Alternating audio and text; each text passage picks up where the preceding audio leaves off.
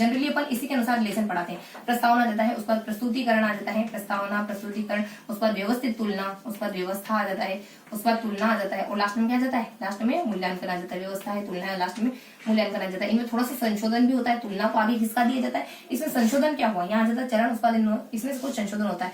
संशोधन क्या हुआ इसमें, संशोधन क्या होता है इसमें कि चरण यानी कि जो तुलना थी उसको तीसरे स्थान, उसको चौथे स्थान से उठा करके यहाँ आ जाता अपने तुलना, यानी संशोधन क्या हुआ, तुलना को यानी तुलना को चौथे स्थान से उठा करके तीसरे स्थान पर बिठा दिया जाता है। क्यों, क्योंकि लास्ट में अब एक चीज और जुड़ गई, क्या जुड़ जाती है, अवबोध अनुप्रयोग और जुड़ जाती है। लास्ट में क्या जुड़ जाता है, अनुप्रयोग और जुड़ जाता है। इस वजह से इसका स्थान परिवर्तित कर दिया गया, लास्ट में हमारा अनुप्रयोग और जुड़ जाता है। तो ये हमारा ब्लूम में हुआ संशोधन था। तो ये हमारी हर्बर्ट की पंचपदी, हर्बर्ट की पाठ योजना थी। हर्बर्ट की पाठ योजना को ये जो पूर्व ज्ञान को आधार बनाती है, हर्बर्ट की पाठ योजना को किस नाम से जाना जाता है, पंचपदी शिक्षाक्रम के नाम से भी जाना जाता है। उसको इसके कुछ चरणों के बारे में बताया जाता है। इसके कितने चरण हो सकते हैं, इसके हमारे टोटली 5 चरण होते हैं। सबसे पहले प्रस्तावना जाता है, प्रस्तुतिकरण जाता है, उसको व्यवस्था जाता है, उसका तुलना जाता है, लास्ट में मूल्यांकन जाता है। थोड़ा सा इसमें संशोधन हो गया। संशोधन क्या हुआ कि हमारी जो तुलना जो हमारे चौथे नंबर पर बैठी हुई थी उसको आगे खिसका दिया जाता है, तुलना को तीसरे नंबर पर लेके आ जाते हैं, क्योंकि हमारे लास्ट में कौन ऐड हो गया, 5वें नंबर पे हमारे एक और चीज ऐड हो गई जिसको अपन अनुप्रयोग के नाम से जानते हैं। तो ये था हमारा पाठ योजना के बारे में हर्बर्ट के कुछ विचार। उसके बाद अगला क्या देखेंगे अपन, किलपेट्रिक यानी किलपेट्रिक के बारे में देखेंगे। नेक्स्ट अपन क्या देखेंगे, किलपेट्रिक के बारे में।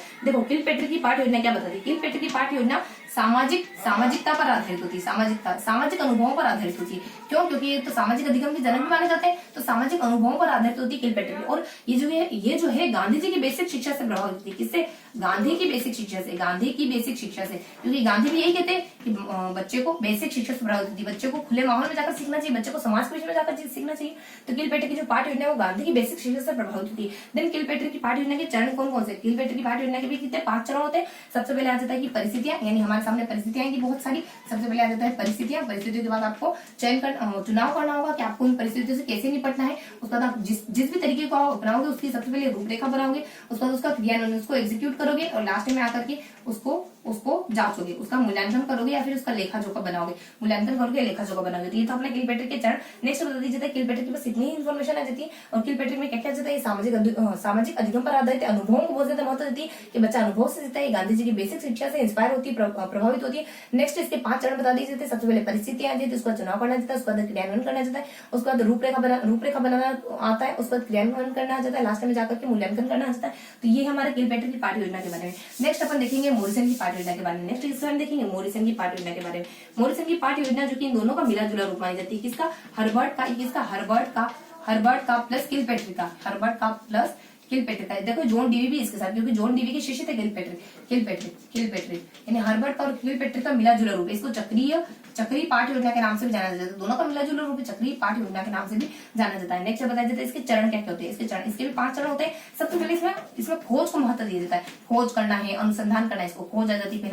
पहला चरण खोज होता है। दूसरा चरण क्या होता है, इसमें प्रस्तुतिकरण करना, खोज करके प्रस्तुत करना है। टीचर को भी इसमें बच्चों के सामने जो भी सिखाना है, बच्चों को जो भी पढ़ाना है वो पहले खुद खोज करके आओ। उसके बाद आत्मसातीकरण, तभी तो बच्चा आत्मसात कर पाएगा। आत्मसातीकरण, उसके बाद बताया जाता है आत्मसातीकरण। उसके बाद बताया जाता है व्यवस्था और वर्णन, व्यवस्थित तरीके से वर्णन करो। व्यवस्था यहाँ बताया जाता है अपने व्यवस्था और लास्ट में बता दी जाता है वर्णन। अगर वर्णन करना है, डिस्क्राइब करना है तो बच्चों को व्यवस्थित तरीके से करो ताकि बच्चों को समझ आए। सबसे पहले क्या खोज जाता है, खोज करके प्रस्तुत, जो भी आप कर रहे हो प्रस्तुत करो तो खोज करके प्रस्तुत करो, तब जाके बच्चा आत्मसात कर पाएगा। व्यवस्थित तरीके से रखो, एक बाय एक, मतलब 1 by 1 रखो। ऐसा नहीं कि कुछ पढ़ाते जा रहे तो बहुत इधर भी तरीके से पढ़ा रहे, व्यवस्थित तरीके से पढ़ाओ। तो ये व्यवस्था जाता है वर्णन, और लास्ट में अपना वर्णन करो कि आपने जो भी पूरी पाठ योजना पढ़ाई किस तरीके से पढ़ाई, क्या व्यवस्थित तरीके से आपने अपनी पाठ योजना को अप्लाई करा है कि नहीं करा है कक्ष में। उसका यहाँ मॉरिसन के जो अपने मॉरिसन का जो कि दोनों का मिला जुला रूप आता है वो अपन देख लिया। अब देखेंगे अपन मूल्यांकन और एनसीईआरटी, बहुत इजी, अपन साथ में पैरेलल देख रहे थे। एक तो मूल्यांकन के बारे में आ जाता है और लास्ट में अपना जाता है। ये दोनों ही ब्लूम से प्रभावित होते हैं, मूल्यांकन और एनसीईआरटी उपागम। देखो ये दोनों ही ब्लूम से प्रभावित होते हैं। मूल्यांकन भी ब्लूम से प्रभावित होता है, मूल्यांकन उपागम की पाठ योजना भी ब्लूम से प्रभावित होती है। एनसीईआरटी उपागम के अनुसार जो पाठ योजना दी गई वो भी ब्लूम से प्रभावित होती है। इनके चरण भी कुछ ऐसे होते हैं। मूल्यांकन के क्या चरण होते हैं, इनके 3 चरण होते हैं। वो जो ब्लूम शिक्षण प्रक्रिया को त्रिध्रुव बताते हैं ना। सबसे पहले उद्देश्य आते हैं। उद्देश्य के बाद आप अनुभव, उद्देश्य डिसाइड करोगे, उसके अनुसार कक्षा में अनुभव दोगे। लास्ट में आप मूल्यांकन कर लोगे कि उन अनुभवों की, उन उद्देश्यों की प्राप्ति किस लेवल तक हुई, किस सीमा तक हुई है। उसके बाद अगला आ जाता है ब्लूम के द्वारा क्या कहा जाता है, ब्लूम ने एनसीईआरटी उपागम जो कि ब्लूम से इंस्पायर होता है, जिसको भारतीय उपागम के नाम से जानते हैं, इसको भारतीय उपागम के नाम से जाना जाता है, इसको भारतीय उपागम के नाम से जाना जाता है, भारतीय उपागम के नाम से जाना जाता है। इन्होंने भी 3 प्रक्रिया बताई। कौन सी, आधा प्रदा, और देखो आधा प्रक्रिया होता है ऐसे, तो बीच में प्रक्रिया आ जाएगा, आधा प्रक्रिया और प्रदा। अगर इसको अपन ब्लूम से कंपेयर करने की कोशिश करें तो सबसे पहले क्या आएगा, आधा यानी कि हमारा उद्देश्य होगा, क्योंकि ब्लूम से प्रभावित है तो ब्लूम से कंपेयर कर लेते हैं। आधा में उद्देश्य होगा और अनुभव यानी कि आपकी प्रक्रिया होगी और प्रदाय यानी कि आपका मूल्यांकन हो जाएगा। अब प्रक्रिया होगी यहाँ पे और यहाँ पे अपने उद्देश्य आ जाता है, उसका अनुभव आ जाता है, उसके बाद यहाँ पे अपने ये जो पैरेलल है किसके मूल्यांकन की पैरेलल है। तो ये था अपना आज का पूरा सेशन जिसमें अपने किस किस के बारे में देखा। देखो सबसे पहले अपना इसमें दो अपना यहाँ पे मूल्यांकन और एनसीईआरटी उपागम के अनुसार जो पाठ योजना होगी उसके बारे में देखा। दोनों ही ब्लूम से इंस्पायर होती है। इसमें क्या आ जाता है, सबसे पहले इसके 3 चरण आ जाते हैं। सबसे पहले उद्देश्य आता है, उसके बाद अनुभव आ जाता है, मूल्यांकन, इसके 3 चरण आते हैं, आधा, प्रदा और प्रक्रिया, दोनों ब्लूम से इंस्पायर होते हैं। उसके बाद यहाँ ये अपना देखा गणित की पाठ योजना के बारे में। गणित की पाठ योजना बेसिकली कितनी देखी, 5 पाठ योजना, कितनी देखी, 5 की। सबसे पहले अपने देखिए हर्बर्ट की, देन अपने देखिए किलपेटर की, देन अपने देखिए मॉरिसन की, फिर देखिए मूल्यांकन की, फिर देखिए अपने एनसीईआरटी उपागम के साथ। ये किससे प्रभावित होती है, हर्बर्ट की अपने पूर्व ज्ञान से प्रभावित होती है। ये किससे प्रभावित होती है, अनुभव से प्रभावित होती है। गांधी जी को महत्वपूर्ण मानती है। मॉरिसन दोनों का मिला जुला रूप मानी जाती है। मूल्यांकन वाली और एनसीईआरटी उपागम वाली दोनों ब्लूम से प्रभावित होती है, बता दिया जाता है। इन सबके चरणों के बारे में बता दें कुछ चरण। सबसे पहले वाला चरण क्या होता है, मूल्यांकन। इसके सबसे अपने ब्लूम वाली योजना के चरण क्या होते हैं। सबसे पहला चरण होता है प्रस्तावना, प्रस्तुतिकरण, देन अपने तुलना, व्यवस्थित आ जाता है, तुलना जाता है, लास्ट टाइम अपने मूल्यांकन के बारे में। उसका सेकंड किलपेटर क्या जाती है, इसमें क्या जाती है, परिस्थिति आ जाती है, उसका चुनाव करना, उसका रूपरेखा बनाना, क्रियान्वयन करना और लास्ट में उसका मूल्यांकन करना जाता है। नेक्स्ट अपने मॉरिसन के अनुसार खोज करना, खोज करके प्रस्तुत करो, उसका बच्चों को आत्मसात कर तभी होगा। उसका व्यवस्थित तरीके से उसका वर्णन करो। ये कुछ 5 चरण बताए जाते हैं। उसका 2 आ जाते हैं अपने मूल्यांकन और एनसीईआरटी। मूल्यांकन क्या उद्देश्य आ जाता है, अनुभव आ जाता है, लास्ट में मूल्यांकन करना जाता है। ये मूल्यांकन को बहुत ज्यादा, ये ना मूल्यांकन की उद्देश्यों को बहुत ज्यादा महत्व देती है, उद्देश्यों, क्योंकि इसका तो नाम है मूल्यांकन है। मूल्यांकन क्या आपको लास्ट में अचीव क्या हुआ, लास्ट में उद्देश्य क्या है, तो ये अपने इसके बारे में बता दिया जाता है मूल्यांकन के बारे में। नेक्स्ट अपना एनसीईआरटी उपागम, जो कि भारतीय उपक्रम के नाम से जाना जाता है, आधा, प्रदा और प्रक्रिया।